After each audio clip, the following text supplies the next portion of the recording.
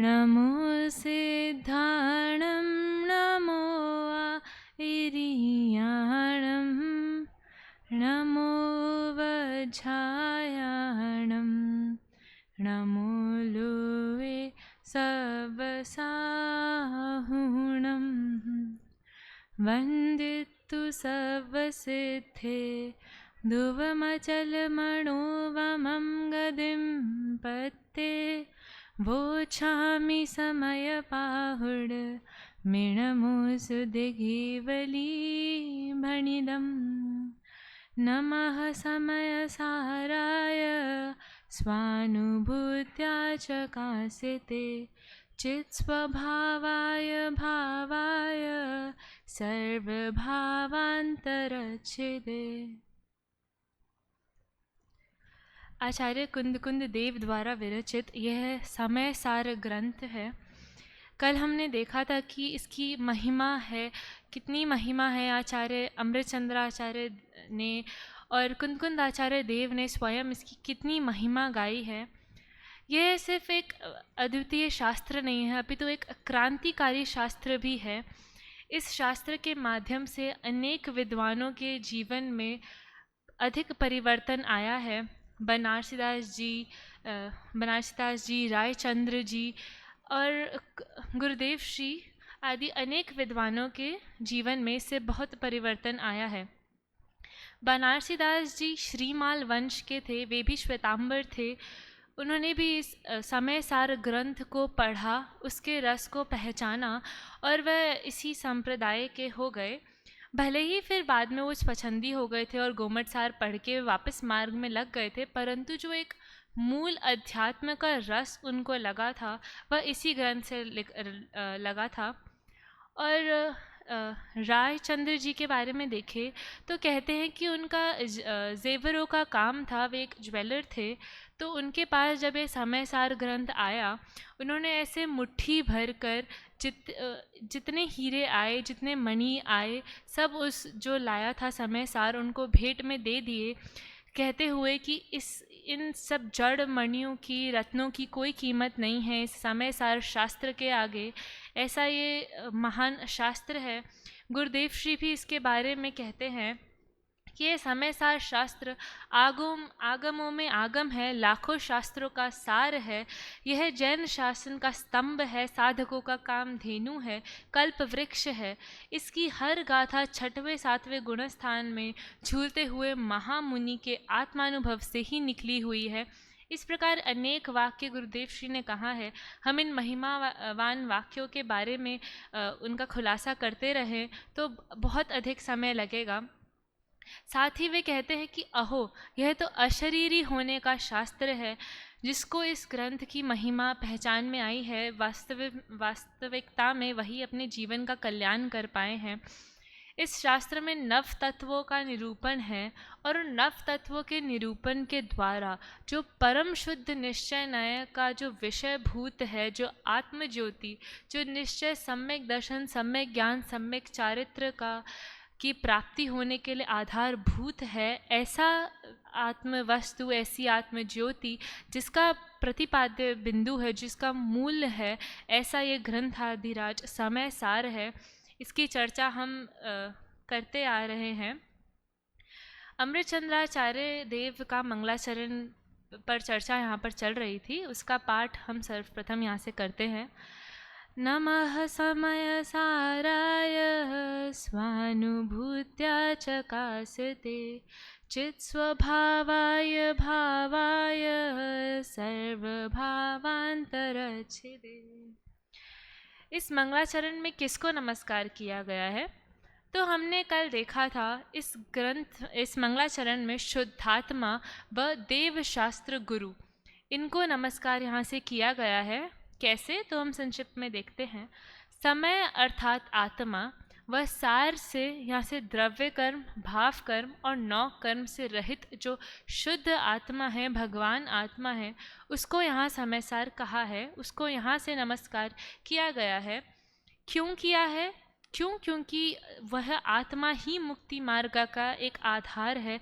उसके बिना न मुक्ति मार्ग की शुरुआत होती है, न समापन होता है। एकमात्र आधार शुद्ध आत्मा ही है। साथ ही इससे देव शास्त्र गुरु अर्थ भी निकलता है, जो साक्षात समय सारमय हो गए हैं, जो कार्य समय सार हैं, जिन्होंने समय सार को साध लिया है, जो केवल ज्ञानी हो गए हैं, ऐसे अरहंत सिद्ध भगवान वे सब देव में आ जाते हैं और उन सब को भी समय सार शब्द के द्वारा नमस्कार किया गया है। साथ ही ये जो समय सार महाग्रंथ है, इसको भी नमस्कार किया है, वह इसके कर्ता कुंद कुंदाचार्य देव, इनको भी नमस्कार किया है। तो समय सार से देव शास्त्र गुरु तीनों का नमस्कार यहाँ से हो जाता है। यह एक शब्द से अनेक अर्थ निकालने की पद्धति अनेक विद्वानों ने यूज़ की है। जैसे आचार्य विद्यानंदी देव ने अष्ट सहस्री के मंगलाचरण में लिखा है, श्री वर्धमान अभिवंद्य समंत भद्र। उसमें उन्होंने वर्धमान व समंत भद्र से अनेक अर्थ निकाले हैं। सर्वप्रथम वर्धमान से केवल ज्ञान रूपी श्री से वर्धमान अर्थात जो वृद्धि को प्राप्त होते हैं, ऐसे वर्धमान। साथ ही 24 तीर्थंकरों के रूपक को भी यहाँ पर लिया है और साथ में महावीर भगवान को, वर्धमान भगवान को भी नमस्कार किया है। इस प्रकार एक वर्धमान शब्द से ही इतने लोगों को यहाँ पे नमस्कार किया गया है। और साथ ही इसी के आगे समंत भद्र, इससे उन्होंने चारों ओर से जो भद्र हैं ऐसे 24 तीर्थंकरों को नमस्कार किया है। वह साथ ही समंत भद्र आचार्य को भी उन्होंने यहाँ पे स्मरण किया है, क्योंकि आत्ममीमांसा के आधार पर ही उनका अष्ट सहस्री ग्रंथ की रचना उन्होंने की थी। वह आत्ममीमांसा समंत भद्र आचार्य द्वारा रचित है, इसीलिए एक नाम समंत भद्र शब्द से उन्होंने 24 तीर्थंकर व आचार्य समंत भद्र दोनों का ही स्मरण यहाँ पे किया है। साथ ही रत्नकरण शावकाचार्य के मंगलाचरण में भी एक एक शब्द से अनेक अर्थ निकलते हैं, जैसा कि भाई साहब हमें पढ़ाते ही हैं। तो इस प्रकार एक शब्द से अनेक अर्थ निकालने की पद्धति शुरू से ही चली आ रही है। उसी का अनुसरण यहाँ पर अमृतचंद्राचार्य देव ने किया है, जिसमें उन्होंने शुद्धात्मा व देव शास्त्र गुरु को यहाँ से नमन किया है। तो अब ये समय सार जो आत्मा है, शुद्धात्मा है, इसकी यहाँ पर मुख्यता है, जिसके लिए उन्होंने 4 विशेषण यहाँ से दिए हैं। स्वानुभूत्या चकास्यते, सर्वप्रथम ऑर्डर से स्टार्ट करें तो सर्वप्रथम भावाय, फिर चित स्वभावाय, फिर सर्व भावांतरच्छिदे और स्वानुभूत्या चकास्यते, ये 4 विशेषण यहाँ पे दिए हैं। इनका सामान्य स्वरूप हमने कल डिस्कस कर लिया था, आज थोड़ा सा विस्तार में हम इसको समझने का प्रयास करते हैं। सर्वप्रथम उन्होंने विशेषण दिया भावाय। भावाय चतुर्थी विभक्ति से बना है, इसका मूल शब्द है भाव। तो भाव विशेषण देने के पीछे अनेक प्रयोजन थे। सर्वप्रथम भाव शब्द के अनेक अर्थ प्राप्त होते हैं। भाव शब्द का द्रव्य से भी अर्थ हो सकता है, सत्ता के रूप में सद्द्रव्य लक्षणम, तो सत्ता ही द्रव्य है। तो जब भाव का अर्थ हम सत्ता लेते हैं तो उससे द्रव्य का संकलन हो जाता है। भाव से हम अगर द्रव्य क्षेत्र काल भाव वाला जो भाव है उसको ले रहे हैं तो उससे स्वचतुष्टय गुण का भी संकलन हो जाता है। साथ ही हम बोलते हैं कि आत्मा का यह भाव है या इस वस्तु का यह भाव है, तो स्वभाव अर्थ में भी भाव शब्द गुण रूप में यूज़ होता है। और साथ ही भाव पर्याय में भी यूज़ होता है। कैसे? तो हम बोलते हैं कि किसका कैसा भाव है, किसका क्या परिणमन हो रहा है, अभी क्या भाव है हमारा, या किस वस्तु का कैसा परिणमन हो रहा है, उसकी क्या पर्याय है। इस रूप से भाव शब्द का अर्थ हम द्रव्य गुण पर्याय तीनों से ही कर सकते हैं। और इस भाव शब्द से सिर्फ सत्ता ख्याल में नहीं आती है, अपितु उसका अस्तित्व गुण भी ख्याल में आता है। जो आत्म वस्तु है उसका अस्तित्व गुण भी यहाँ से ख्याल में आता है। जैसे हमने द्रव्य गुण पर्याय में भाव शब्द को घटाया, तो सर्वप्रथम द्रव्य से भाव से हमने आत्मा की सत्ता को लिया, फिर गुण से हमने आत्मा में जो अस्तित्व गुण है उसको लिया। तो इस प्रकार भाव से न केवल आत्मा की सामान्य सत्ता अपितु आत्मा का जो गुण है वह भी ख्याल में आता है। तो इस भाव विशेष तो पर इसमें एक प्रश्न रेज होता है कि इसमें फिर सत्ता के साथ साथ गुण क्यों लिया, अर्थ के साथ साथ तत्व का निरूपण यहाँ पे क्यों किया गया है। तो कल हमने देखा था कि कुंद आचार्य ग्रंथ की महिमा करते हुए कहते हैं कि जो इस आत्म वस्तु को अर्थ व तत्व से जानेगा, तो अर्थ और तत्व दोनों से जानने का क्या प्रयोजन है, क्यों जानना है। तो अर्थ का मतलब होता है पदार्थ, किसी पदार्थ को जानना कि आत्म वस्तु है, ये हमने उस पदार्थ को जाना, ये अर्थ से जाना। परंतु आत्म वस्तु में क्या गुण हैं, उनमें से एक अस्तित्व गुण है, बाकी जानना देखना आदि अनेक गुण हैं। ये उसका प्रयोजन है, ये उसका भाव है, ये उसका तत्व है। तत्व अकेला संभव नहीं है, जैसे वंद्यासुत विवाह वर्णन संभव नहीं है, इस प्रकार आधार बिना अर्थ बिना तत्व का होना संभव नहीं है। साथ में एक और बात कहते हैं कि अर्थ का भी तत्व के बिना होना संभव नहीं है। क्यों? क्योंकि बिना लक्षण के पदार्थ नहीं हो सकता है, पदार्थ का निर्णय नहीं हो सकता है। इसीलिए तत्व बिना अर्थ का ज्ञान हमें नहीं हो सकता है। इसके लिए उदाहरण देते हैं, जैसे कोई छोटा बच्चा है, उसके सामने आग जल रही है, तो वह हाथ डालने की, उसको स्पर्श करने की कोशिश करता है, क्योंकि छोटे बच्चों का ये स्वभाव होता है कि उनको जो दिखता है वह उसको स्पर्श करते हैं। तो वह उसको छूता है, तो उसकी मम्मी उसको रोकती है कि नहीं, आग गर्म होती है, आग से तुम जल जाओगे। तो यह बच्चे को उसका अर्थ का ज्ञान होता है कि हाँ, ये आग है और ये जलाती है, ये उसको अर्थ का ज्ञान हुआ। परंतु फिर भी उसको भाव भाषण नहीं होएगा, उसको सामान्य ज्ञान ही प्राप्त होएगा। तो भाव भाषण कब होता है? जब वह वास्तविकता में उसको हाथ लगा देता है, कभी गलती से या कभी उसी टाइम शरारत में या कैसे भी वह आग को स्पर्श कर लेता है, तब उसको भाव से निर्णय होता है कि हाँ, वास्तविकता में ये अर्थ उष्ण रूप है, ये मैं हाथ डालूँगा तो ये जलाएगी, ऐसा उसको निर्णय हो जाता है। तो पहले जैसे भाव के बिना अर्थ का जानना कुछ कार्यकारी नहीं था, इसीलिए आत्म वस्तु में भी अर्थ के साथ साथ हमें तत्व का, हमें भाव का निर्णय करना चाहिए। इसीलिए भाव विशेषण से सिर्फ अस्तित्व का नहीं, साथ ही अस्तित्व गुण का भी कथन यहाँ पे किया गया है। इससे नास्तिकों के मत का यहाँ पे खंडन किया गया है। तो कौन से मत का खंडन किया गया है? चारवाक व शून्य एकांतवादियों का यहाँ पर खंडन किया गया है। चारवाक की मान्यता कैसी है? तो चारवाक ऐसा मानते हैं, उनके लिए एक श्लोक आता है कि यावत् जीवेत सुखम जीवेत ऋणम कृत्वाम घृतम पीबेत भस्मीभूतस्य देहस्य पुनरागमनम कुतः। कि यावत् जीवेत, जब तक जीवित हो, जब तक जी रहे हो, सुखम जीवेत, सुखपूर्वक जियो, ऋणम कृत्वाम घृतम पीबेत, उधार ले लेकर भी, ऋण लेकर भी घी पियो। मतलब आपकी खुद की सामर्थ्य न हो तो भी आप जितना सुख ले सकते हो इस जगत से, आप उसको लो, इस सुखपूर्वक आपको जीना चाहिए। उसका वह तर्क क्या देते हैं कि क्यों जीना चाहिए? कि भस्मीभूतस्य देहस्य, एक बार ये देह भस्म हो गई तो पुनरागमनम कुतः, पुनरागमनम नहीं होता है। मतलब आप दोबारा कभी तो आना नहीं है।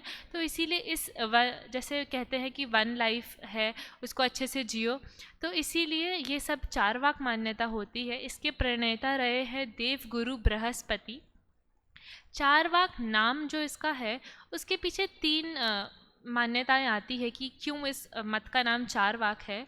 तो सर्वप्रथम आती है कि जो इसके प्रणेता है बृहस्पति, उनके प्रिय शिष्य का नाम चारवाक था, तो उसके नाम पर उन्होंने अपने इस मत का नाम चारवाक रखा। ये पहली मान्यता आती है।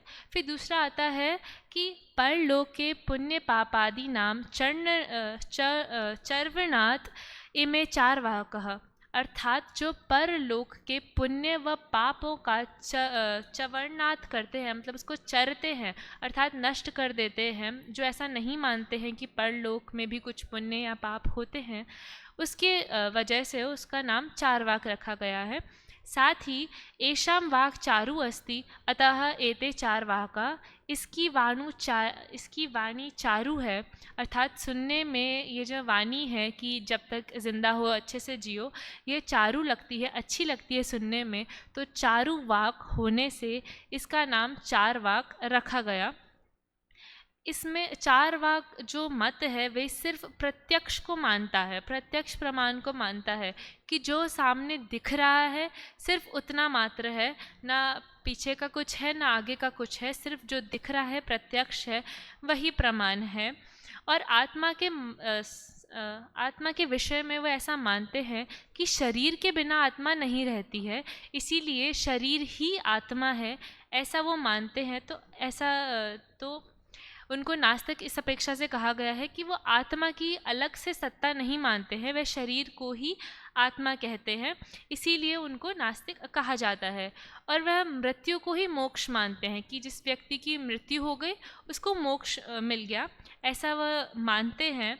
उनके प्रमुख सिद्धांत है स्वभाववाद, नियतिवाद, कालवाद, भौतिकवाद आदि अनेक उनके सिद्धांत हैं। साथ ही एक और दर्शन है जो आत्मा का अभाव मानता है या आत्मा की सत्ता नहीं है ऐसा मानता है, तो वह है शून्य एकांतवाद बौद्ध। हम बौद्ध के चर्चा में देखें तो बौद्ध की मुख्य रूप से 4 संप्रदाय हैं: वैशेषिक, सौत्रांतिक, योगाचार और आध्यात्मिक। वैशेषिक मत के बारे में हम आगे चर्चा करेंगे। वे ब्रह्मार्थ प्रत्यक्षवाद मानते हैं। जो सौत्रांतिक है वे ब्रह्मार्थ अनुमेयवाद मानते हैं। योगाचार वाले विज्ञानवाद मानते हैं। वे जो आध्यात्मिक है जिसकी यहाँ चर्चा है, जो शून्यवाद मानते हैं, उनकी चर्चा की गई है। ये 4 संप्रदाय हैं। साथ ही बौद्ध मत की 2 मुख्य जो शाखाएं हैं, हीनयान और महायान। हीनयान किसे कहते हैं? तो क्लेशों के नष्ट होने को, मतलब कषायों के नष्ट होने को जो मोक्ष माने वह हीनयान वाले हैं। और वो कौन से मत हैं? तो वैशेषिक और सौत्रांतिक हीनयान में आते हैं। और महायान किसे कहते हैं? जो क्लेशों के नष्ट होने पे और साथ ही आवरणों के नष्ट होने पर मुक्ति मानते हैं, उन्हें महायान कहते हैं। वह उसके अंदर योगाचार व आध्यात्मिक अर्थात शून्य एकांतवादी इनका मत आता है। तो इस प्रकार बौद्धों के ये 4 संप्रदाय हैं। इसमें से जो शून्य एकांतवादी है वे पूरे जगत को ही शून्य मानते हैं कि किसी की सत्ता नहीं है, तो इस प्रकार वह आत्मा की सत्ता भी नहीं मानते हैं। तो उन सब का निराकरण करते हुए यहाँ आत्मा को भाव कहा है, आत्मा की सर्वप्रथम सत्ता यहाँ पर सिद्ध की है। अब साथ में हमने देखा था कि सत्ता के साथ साथ उन्होंने एक गुण की भी सिद्धि करी थी कि उसमें अस्तित्व गुण भी है। तो जब अस्तित्व गुण बता दिया तो दूसरा विशेषण चित स्वभाव आया कि वो चेतना स्वरूप है। इसका क्या प्रयोजन है? तो कहते हैं कि सामान्य द्रव्य की सिद्धि हो गई कि आत्मा एक द्रव्य है। छह द्रव्यमय लोक होता है। लोक में इस जगत में 6 द्रव्य के अतिरिक्त कुछ नहीं होता है। तो सर्वप्रथम भाव विशेषण से द्रव्यत्व की, अस्तित्व की, उसके सत्ता की सिद्धि कर दी कि आत्मा है। परंतु आत्मा कैसा है उसकी विशेष सिद्धि करने के लिए कि अभी अगर सिर्फ भाव पर उसको छोड़ देते तो आत्मा को पुद्गल, धर्म, आकाश काल आदि द्रव्यों से मिलावट का स्कोप रहता, परंतु आगे चित्त स्वभाव विशेषण से उन्होंने विशेष द्रव्य की सिद्धि करी है कि जीव पुद्गल नहीं है, धर्म नहीं है, अधर्म नहीं है, आकाश नहीं है, काल नहीं है, वह चेतना गुण युक्त है। इस प्रकार चित्त स्वभाव उन्होंने लक्षण दिया है। लक्षण की परिभाषा ही यही होती है कि जो परस्पर मिली हुई वस्तुओं में से भिन्न करता है उसे लक्षण कहते हैं। तो तत्वार सूत्र में दिया उपयोगो लक्षणम, तो जीव का लक्षण क्या है? उपयोग ही लक्षण है। ज्ञान दर्शन रूप उपयोग होता है और उन्हीं की पर्याय जानना देखना, उसको चेतना कहते हैं। तो चित्त स्वभाव से यहाँ उसका ग्रहण हो जाता है। इस प्रकार चित्त स्वभाव से उन्होंने विशेष जीव की सिद्धि करी है। जीव के असाधारण भाव बताए हैं कि जीव एक अलग द्रव्य है, उसकी गणना अन्य द्रव्यों से नहीं हो सकती है। तो इससे निराकरण होता है निर्गुण, जो आत्मा को निर्गुण मानते हैं, ऐसे वैशेषिकों का। तो वैशेषिक पूरे निर्गुण मानते हैं क्या कि आत्मा में गुण ही नहीं होते? तो ऐसा नहीं है। वैशेषिकों के पदार्थ पे द्रव्य, गुण, कर्म, सामान्य, विशेष, समवाय, अभाव, इन सभी पदार्थों में वे द्रव्य और गुण इन दोनों को अलग अलग पदार्थ मानते हैं कि द्रव्य में गुण नहीं होता, गुण में द्रव्य नहीं होता, ये दोनों अलग अलग पदार्थ हैं। ऐसा जो वैशेषिक हैं वे ऐसा मानते हैं कि द्रव्य और गुण अलग हैं और उनको जोड़ने वाला क्या है, समवाय है। तो जो द्रव्य और गुण को भिन्न मानने वाले ऐसे वैशेषिकों का यहाँ पे निराकरण होता है कि नहीं, द्रव्य और गुण भिन्न नहीं होते हैं, ये आत्म जो वस्तु है इसकी सत्ता है और साथ ही इसमें ज्ञान और दर्शन गुण इसके भीतर पाए जाते हैं। इस प्रकार उन्होंने निर्गुण मानने वालों को वैशेषिकों का यहाँ पे निराकरण किया है। अब अगले विशेषण में बात करते हैं कि भले ही आत्मा जानने देखने वाला है परंतु किसको जानता देखता है, तो उसमें चर्चा आई है सर्वभावांतरच्छिदे। तो इस पद से कन्फ्यूजन होता है कि सर्वभावांतरच्छिदे से सर्व द्रव्य गुण पर्याय का ग्रहण कैसे हो गया। तो सर्व से सकल शब्द का ग्रहण होता है कि इस तीनों लोकों के सभी, और फिर भाव शब्द से, जैसा कि हमने अभी पूर्व में देखा था कि भाव शब्द से द्रव्य गुण और पर्याय तीनों का संकलन हो जाता है। तो इस प्रकार सर्व भाव से इस लोक के सभी द्रव्य, सभी गुण और सभी पर्याय आ गई। फिर आगे आता है अंतरच्छिदे, मतलब उनके अंतर में, उनके भीतर से, और फिर छिदे शब्द से उन्होंने उस भाव को ग्रहण करा है कि एक एक उसकी भीतर में जाकर, मतलब एक एक जो द्रव्य का न्यूनतम इकाई है अविभागी प्रतिच्छेद, वहाँ तक भी संपूर्ण लोक के द्रव्य गुण व पर्याय को जानते हैं। ऐसी एक भी द्रव्य गुण या पर्याय नहीं है जिसे वे नहीं जाने। इस भाव को बताने के लिए उन्होंने छिदे विशेषण यहाँ पे डाला है। तो इस प्रकार हमने सिद्ध किया कि सर्वभावांतरच्छिदे, इससे कैसे सर्वद्रव्य गुण पर्याय आता है। तो ऐसा सर्वद्रव्य गुण पर्याय को युगपद एक साथ जो जानने वाला ऐसा आत्मा है, जो सर्वज्ञत्व, सर्वदर्शित्व आदि शक्तियों का धनी है, ऐसा आत्मा का स्वरूप यहाँ पर इस सर्वभावांतरच्छिदे विशेषण से यहाँ पर बताया गया है।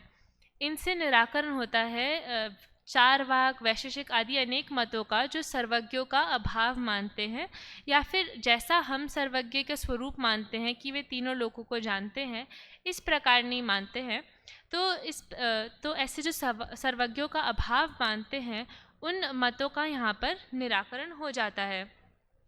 अब जो केवल ज्ञानी जीव हैं वे तो सर्वद्रव्य गुण पर्याय को जानते हैं, तो वे तो अपनी आत्मा को जान सकते हैं, वे अन्य की भी आत्मा को जान सकते हैं, परंतु ऐसा कोई उपाय है कि जिससे हम आत्मा को जान सके। उसके लिए चौथा विशेषण आया कि हम कैसे अपनी आत्मा को जान सकते हैं। उसके लिए बताया स्वानुभूतिया चकासते, कि स्वानुभूति के द्वारा, स्वानुभव के द्वारा हम स्वयं अपनी आत्मा को जान सकते हैं। उससे दो चीज़ों का निराकरण होता है। पहला, जो ऐसा मानते हैं कि आत्मा को जाना ही नहीं जा सकता, तो ऐसा कौन मानता है, नैयायिक। वो ऐसा मानते हैं कि जो आत्मा है वह ज्ञानांतर, मतलब वे ऐसा मानते हैं, ज्ञानांतर वेदी मानते हैं कि ज्ञान को जानने के लिए भी अन्य ज्ञान की आवश्यकता है और ज्ञान सदा परोक्ष ही होता है, ऐसा न्यायिक का मानना है। वे आत्मा के स्वप्रकाशक पने को नहीं मानते हैं। वे सिर्फ इतना मानते हैं कि आत्मा पर प्रकाशक होता है, परंतु जो उसका स्वप्रकाशक तत्व है कि आत्मा खुद को भी जान सकता है, हम खुद को भी जान सकते हैं, तो ऐसा न्यायिक नहीं मानते हैं। तो उनका यहाँ पर निराकरण हो जाता है कि हम स्वानुभूति के द्वारा, स्वानुभव के द्वारा हम खुद स्वयं अपनी आत्मा को जान सकते हैं। और फिर एक और का निराकरण होता है जो ऐसा मानते हैं कि स्वानुभूति के अतिरिक्त अन्य उपायों से हम आत्मा को जान सकते हैं, जिसकी चर्चा कल हो ही गई थी कि हम क्रियाकांड आदि से आत्मा को जानना माने, या फिर हम देवशास्त्र गुरु से आत्मा को जानना माने। वास्तविकता में देवशास्त्र गुरु तो सिर्फ मार्ग बता सकते हैं, हमें गाइड कर सकते हैं, परंतु हमें चलना खुद ही पड़ेगा, आत्मा का अनुभव स्वयं ही करना पड़ेगा। तो इसीलिए देवशास्त्र गुरु भी सिर्फ एक नौका के समान है, वह मार्ग पर हमें चलवा नहीं सकते हैं, तो इसीलिए वे भी एक आत्मा को जानने के उपाय नहीं बन सकते हैं। तीसरा उपाय था कि इंद्रियों से जान सकते हैं या अनुमान से जान सकते हैं। तो वह आगे अलिंग ग्रहण की गाथा में आएगा, जो 49 नंबर गाथा है। अरसमरुवम गंधम अवत्तम चेदना गुणम असद्दम जान अलिंग गहनम जीव मणि दिट्ठ संठानम। ये जो गाथा है इसमें वो आगे बताएंगे कि कैसे आत्मा इंद्रियों से भी पार है, अनुमान से भी पार है, और वो सिर्फ स्वानुभव गम्य ही है, इंद्रिय गम्य नहीं है, अनुमान गम्य नहीं है। इस प्रकार ये सब बातों को वे वहाँ सिद्ध करते हैं। बस, तो इस प्रकार हमने इन 4 विशेषणों की चर्चा की। यहाँ से ये जो समय सार रूप आत्मा है वह सत्ता रूप है, वह चित स्वभाव वाला है, सर्वज्ञ स्वभाव वाला है, वह स्वानुभूति से हमारी पकड़ में आ सकता है। इस प्रकार जो आत्मा है वस्तुतः वही जो ध्येय मात्र है, जो इसके अलावा इस जगत में कुछ भी श्रद्धेय नहीं है, कुछ भी ध्येय नहीं है। इसके अलावा हम देव शास्त्र गुरु का भी श्रद्धान या उनका ध्यान करते हैं तो वह भी शुभ भाव ही तक सीमित है, हमें मोक्ष नहीं पहुंचा सकते हैं। मोक्ष का एक आधारभूत जो देवादि देव है, जो आगे चर्चा आती है कि जो परम इष्ट है, जो देवादि देव है, जिसकी आराधना से ही कल्याण होने वाला है, अन्य कल्याण का कोई उपाय नहीं है, ऐसा जो आत्मा है, हमें किसी और की आत्मा का श्रद्धान नहीं करना, वह आत्मा हमारे पास ही है। आज ही दादा के प्रवचन में आया था कि चाय बनाने से भी ज़्यादा सरल है। तो ऐसा जो आत्मा है जिसकी अनुभूति एक क्षण मात्र में हो जाती है, ऐसा जो आत्मा है जो हमारे पास है सदा, हम कहीं भी जाएं, किसी भी अवस्था में हो, वो जो नित्य हमारे पास रहने वाला जो आत्मा है, जिसकी अनुभूति से ही मोक्ष हो सकता है, जिसके बिना मोक्ष का मार्ग प्रारंभ नहीं होता है। सर्वप्रथम मुक्ति मार्ग की प्रथम सीढ़ी ही सम्यक दर्शन है, और सम्यक दर्शन में आत्मानुभूति ही होती है। तो इस प्रकार सम्यक दर्शन हम भी करें। इसी मंगल भावना से अभी अपनी वाणी को यहीं विराम देती हूँ।